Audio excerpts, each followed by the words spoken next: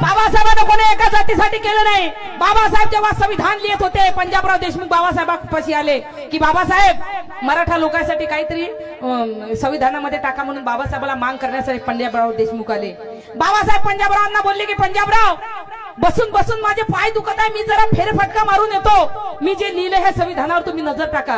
पंजाबराव देशमुख संविधान वाचत होते, बाबासाहेब गेले, जे जे लिहिलं ते पन्ने वाचले। जेव्हा वाचलं तेव्हा पंजाबराव देशमुखांच्या डोळ्यात पाणी आलं।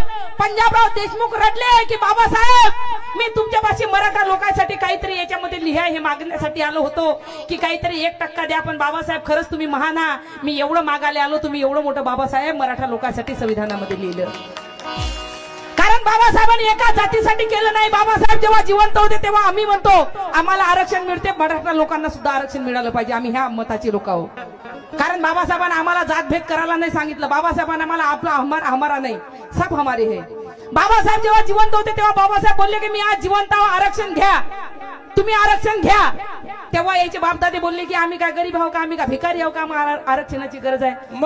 मग आज आरक्षण मागता आम्ही काय करा, मग तेव्हा तुम्हाला बाबासाहेब म्हणे आरक्षण घ्या, तुमचे बापदादा म्हणे तुमच्या बापदाद्यानं करणी केली तुमची शकून राहिली, आता इथं आम्ही काय करा, आम्ही म्हणतो मराठा लोकांना आरक्षण मिळालं पाहिजे। सर्वप्रथम जर मराठा लोक आरक्षणासाठी निघत असेल आम्ही तुमच्या पाठीमागे उभे आहोत, आम्हाला वाटते की तुम्हाला आरक्षण मिळालं पाहिजे। बाबासाहेब बोलले जेव्हा तुम्हाला आरक्षणाची गरज पडेल तेव्हा मी नसेल, आणि आज ते खरंच झालं। आज तुम्ही 10 मोर्चे काढल्यापेक्षा तेव्हा बाबासाहेबांच्या एका सहीने तुम्हाला आरक्षण भेटलं असतं।